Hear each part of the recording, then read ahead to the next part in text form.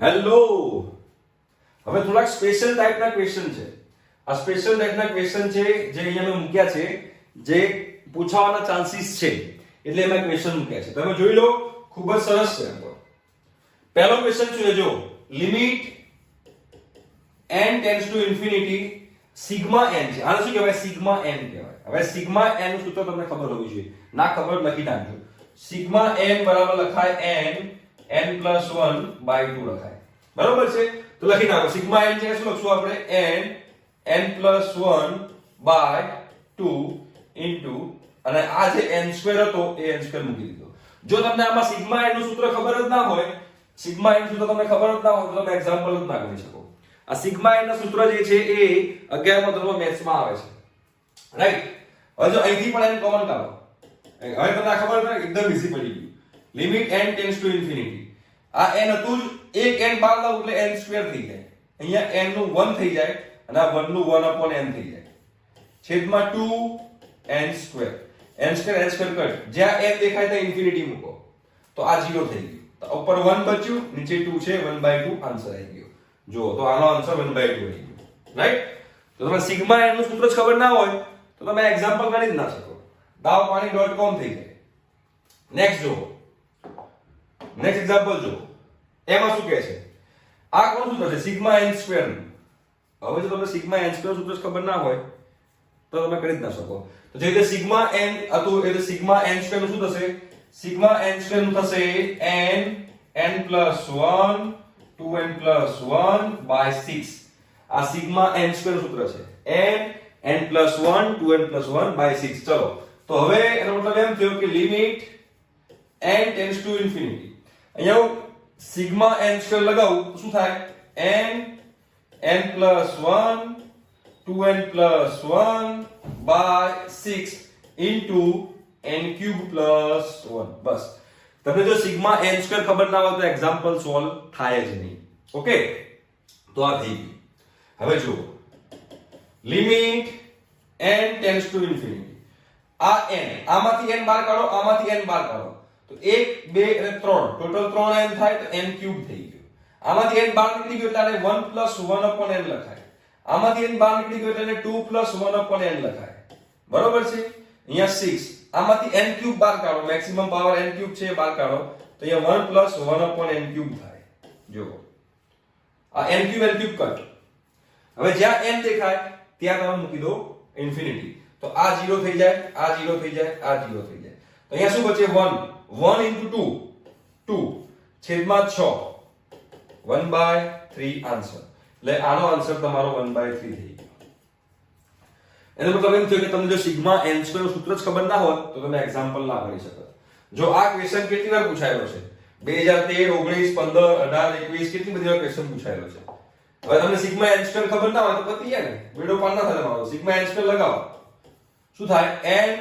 n + 1 2n + 1/6. આ sigma n² છે અને ગુણ્યા n³ જે હતું એ n³ મેં લગાવી દીધું. ક્લિયર? ઓકે, ચલો હવે આગળ વધો. તો શું થાય? અહીંથી આ એક n છે, બીજો એક n બહાર કાઢો અને એક n આ બહાર કાઢો તો n³ થઈ જાય. અહીંયા તમારે લખવાનું limit n tends to infinity. અહીંયા શું બચશે? 1 + 1/n 2 + 1/n upon sigma 6n³ n³ cut. જ્યાં n દેખાય ત્યાં 0 મૂકો તો આ 0 થઈ જાય, આ 0 થઈ જાય. સોરી, જ્યાં n દેખાય ત્યાં ઇન્ફિનિટી મૂકો તો આ 0 થઈ જાય અને આ 0 થઈ જાય. અહીંયા 2 1 2 બચે, ઉપર 2 નીચે 6 1/3 આન્સર. ભાઈ આનો આન્સર બી 1/3 છે. આનો આન્સર બી 1/3 છે. Next last example. ઉપર સિગ્મા n³ લગાવો, નીચે સિગ્મા n² લગાવો. હવે સિગ્મા n³ નું સૂત્ર બી ખબર હોવી જોઈએ. મતલબ કે તમને અહીંયા આગળ ત્રણ વસ્તુ ખબર હોવી જોઈએ. એક હતી સિગ્મા n. સિગ્મા n શું હતું? n + 1/2. સિગ્મા n² શું હતું? સિગ્મા n² હતું n + 1 2n + 1/6. આ સિગ્મા n² હતું. હવે સિગ્મા n³ આવ્યું, એ પણ તમને ખબર હોવી જોઈએ. સિગ્મા n³ લગાવો, એક આવું છે n² n + 1/2/4. આ સિગ્મા n³ છે અને જોડે સિગ્મા n² છે તો આ n નું n રાખવું અને sigma n² લગાવું n + 1 2n plus 1 by 6 જોયું આ તમારું સિગ્મા n ક્યુબ થઈ ગયું આ તમારું સિગ્મા n ક્યુબ છે આ n નું n છે અને આ તમારું સિગ્મા n સ્ક્વેર છે આ n નું n છે અને સિગ્મા n સ્ક્વેર છે રાઈટ હવે સિમ્પ્લિફાય કરો સિમ્પલ આવડી જશે જો limit n tends to infinity અહીંયા n સ્ક્વેર અહીંયા લગાવો n square plus 2n plus 1 થાય n પ્લસ 1 નો સ્ક્વેર આ થાય છેદમાં આ 4 છે આ n into n n square છે આ n પ્લસ 1 છે 2n પ્લસ 1 છે ડિવાઇડ બાય 6 છે સાદું બાકી છે આપણે જો હવે આમાં મેક્સિમમ પાવર શું છે n સ્ક્વેર અને 12 લાગી દો તો શું થાય limit n tends to infinity n square ને n સ્ક્વેર n ની 4 ઘાત n સ્ક્વેર ને n સ્ક્વેર n ની 4 ઘાત અંદર શું બચશે 1 plus 2 upon n plus 1 upon n square છેદમાં આ 4 નું 4 ગુણ્યા n સ્ક્વેર એક n અહીંથી કાઢો એક n અહીંથી કાઢો એટલે 4 થઈ જાય રાઈટ હવે અહીંયા શું બચશે 1 plus 1 upon n 2 plus 1 upon n છેદમાં 6 હવે જ્યાં જ્યાં n દેખાય ત્યાં ઇન્ફિનિટી મૂકો આ n ની 4 n ની 4 કટ થઈ ગઈ હવે જ્યાં જ્યાં n દેખાય ત્યાં ઇન્ફિનિટી મૂકો 0 બનશે આ 0 આ 0 તો ઉપર શું બચ્યું ઉપર 1 બચ્યું આ જે 4 હતું એ 4 નું 4 ગુણ્યાનું ગુણ્યા અહીંયા 1 અહીંયા 2 અને છેદમાં 6 હતા બરાબર તો 2 તરી 6 તગડો જાય ઉપર એટલે કે 3 ને છેદમાં 4 તો આનો આન્સર આવી ગયો 3/4 રાઈટ જો બધા એક્ઝામ્પલ આપણે અહીંયા સોલ્વ કરીને મેં તમને બતાવ્યા સિમ્પલ છે તમારે ખાલી sigma n sigma n square અને સિગ્મા n ક્યુબ નું સૂત્ર તમને ખબર હોવી જોઈએ જો એ તમને ખબર હોય તો તમે ઈઝીલી ગણી શકો છો બરાબર હવે જો આનો સીધા એક્ઝામ્પલ બેઝ છે ચલો એકદમ એક્ઝામ્પલ બેઝ આવી ગયા તો ઇક્વેશન બેઝ ઇક્વેશન શું છે કે ઇક્વેશન કે આવું યાદ હતો કોઈને limit h tends to 0 right a raised to h minus 1 upon h હોય તો આનો આન્સર થઈ જશે log a base e તો હવે તમે જોઈ શકો છો આની અંદર જો 5 raised to x minus 1 upon x આ તો સિમ્પલ તમારો આન્સર લખી દેવાનો log 5 આધાર e જો થઈ જાય બરાબર છે હવે જુઓ આની અંદર હવે આમાં શું કીધું છે પહેલામાં એ તો થઈ ગયું તમારું ચલો બરાબર છે પહેલું ક્લિયર થઈ ગયું પહેલો એક્ઝામ્પલ થઈ ગયો બીજો એક્ઝામ્પલ જુઓ શું કીધું છે ભાઈ limit x tends to 0 e raised to 3x minus 1 upon x તો અહીંયા જે પાવર છે એ જ પાવર એ જ અહીંયા હોવું જોઈએ તો અહીંયા 3x અને અહીંયા x છે તો 3 વડે ગુણીને ભાગી દો ભાઈ 3 વડે ગુણીને ભાગી દો લિમિટ x ટેન્ડ્સ ટુ 0 3 વડે ગુણીને ભાગી દો 3 વડે ગુણી દીધું તો e raised to 3x minus 1 upon 3x થાય 3 વડે ગુણીને ભાગી દીધું આનો આન્સર 1 છે તમારો આન્સર આવી ગયો 3 3 ગુણ્યા 1 3 એટલે બીજો જે છે એનો આન્સર આવી ગયો 3 રાઈટ એના પછીનો જો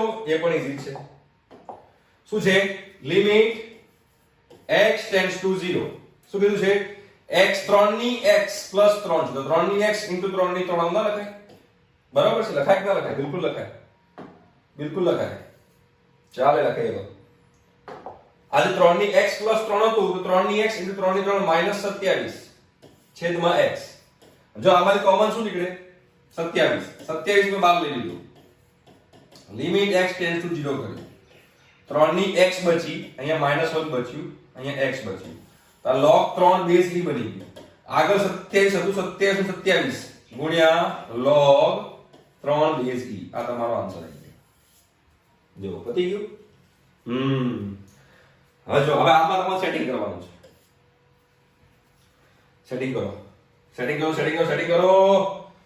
શું સેટિંગ કરશો જો જોઈ લઈએ આપણે સેટિંગ શું કરવાનું છે ઓકે સેટિંગ કરીએ આપણે મસ્ત શું કીધું છે limit x tends to 0 limit x tends to 0 3 ની x minus 2 ની x minus x તો તમારે શું કરવાનું ખબર છે આવું કરવાનું લિમિટ x ટેન્ડ્સ ટુ 0 3 ની x minus 1 બરાબર છે minus 2 ની x minus 1 જો આવું કર્યું મેં x આખો કૌંસ ખુલ્લો કરો, તમારી અંદર શકુંતલાથી જગાડવી પડશે.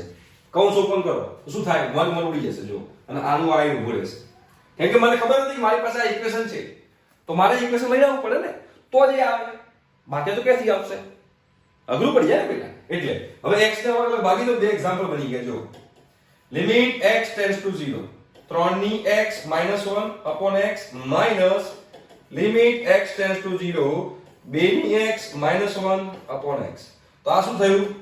log 3 આધાર e માઈનસ આ શું થયું? log 2 આધાર e. તો આ શું લખાય? log 3/2 આધાર e. પતી ગયું? log ની બાદબાકીને ભાગાકારના સ્વરૂપમાં લખી શકાય. તો આ એક્ઝામ્પલ પતી ગયો, આ એક્ઝામ્પલ પતી ગયો, આ પતી ગયો, આ પતી ગયો, આ તમારે હોમવર્કમાં કરવાનું. આ તમારે હોમવર્કમાં કરવાનું, બરોબર છે?